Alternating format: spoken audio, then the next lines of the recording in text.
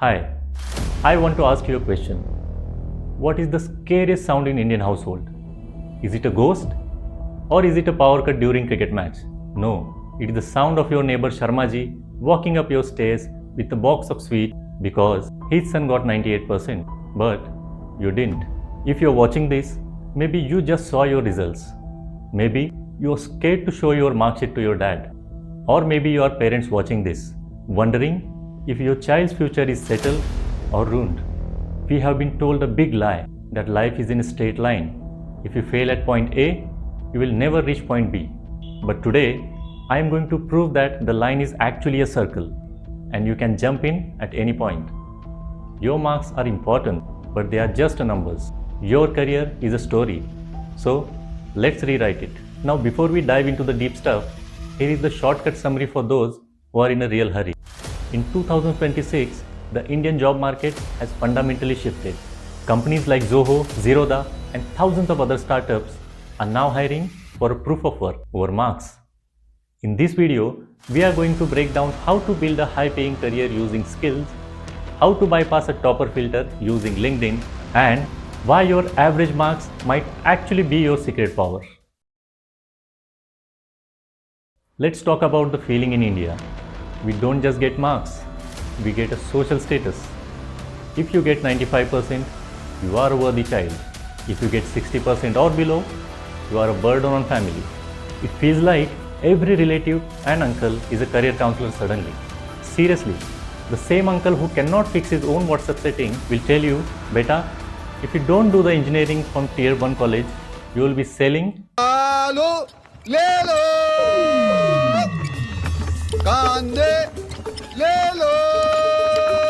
But here's the fact. Let's look at the data.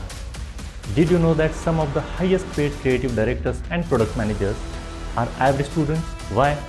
Because while toppers were busy in memorizing 10 years old textbooks, these people were busy in learning modern skills.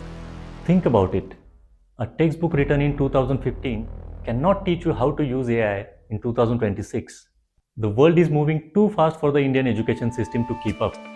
But wait, don't just take my words for it. Let's look at the giant who built the world around us. Take a look at Nikhil Kamath from Zerodha. He dropped out of a school at 17 to play chess, but eventually he started a business that changed the Indian stock market. Did the NSE ask for his 12th grade mark before letting Zerodha trade? Of course not. And let's talk about Sridhar Vembu, the founder of Zoho. He literally runs Zoho University, where they take students who might not have the elite degrees and teach them to be a world-class engineers. Why? Because he realized that C-grade students with the hunger to learn is way more valuable than A-grade students who is having hunger just for certificates. Think about your own life. When you need someone to fix your phone or recover your hacked Instagram account, do you go to the person who stood first in the 10th grade? Or do you go to that technical friend who has always backbenching but knows every setting in the phone? Exactly. You go to the expertise, not to the report cards. And here is the hard truth for our Indian parents. The syllabus in most Indian colleges is like an old Maruti 800. No doubt it was great for its own time, but you cannot win Formula 1 race with it in 2026.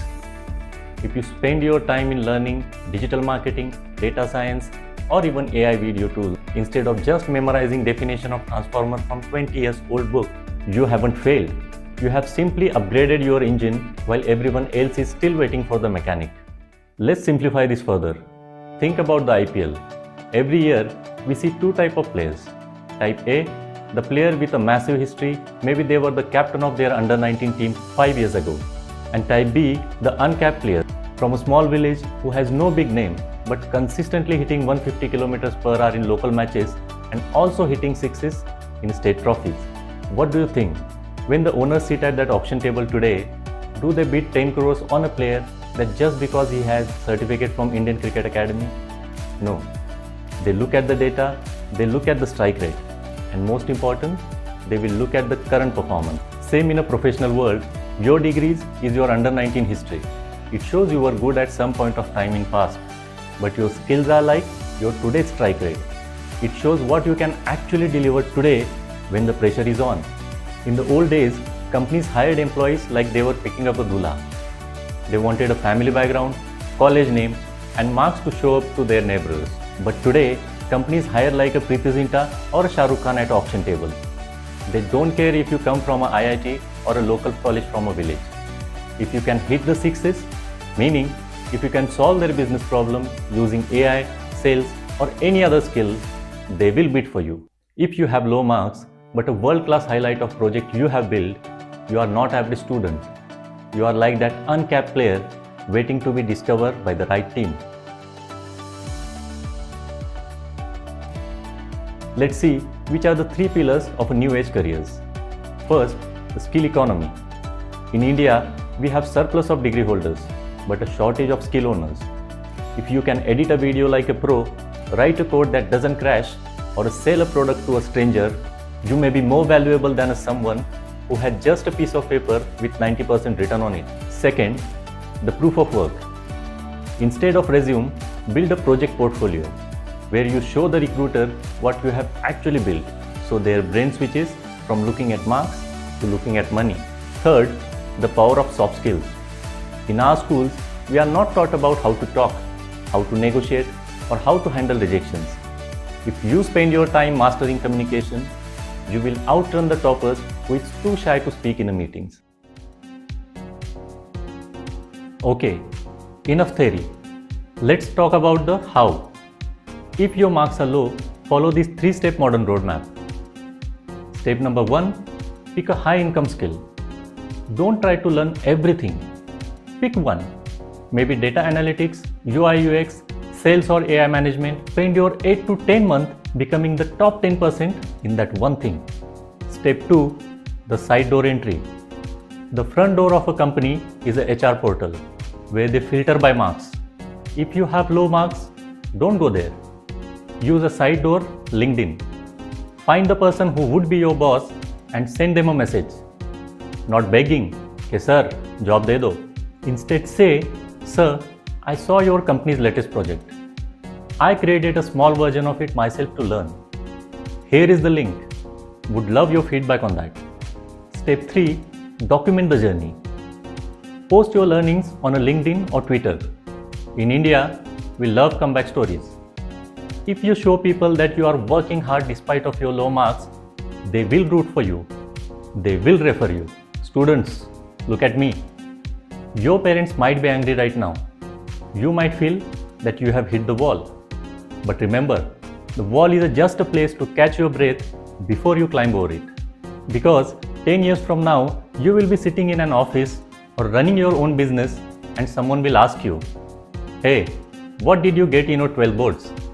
And you will laugh because you won't even remember that number. What you will remember is the day you decided you are more than just mark sheet. Parents, if you are watching this, give them a break. Support the skill, not just the marks. Because the world has enough unhappy engineers. We need happy and successful experts. I know most of the people will watch this, feel motivated for 10 minutes and will go back to Instagram Reels. Don't be that person. Here is my challenge to you. I want you to comment below the one skill you are going to commit to learning this year. Just one. It could be public speaking, Excel or Python, anything. And I am going to pick 3 people from the comment who share their plan. And I will have 15-minute one-on-one call to figure out your proof of work strategy. And if you want to help a friend who is feeling low today, share this video in your college group. Let's change the narrative in India together.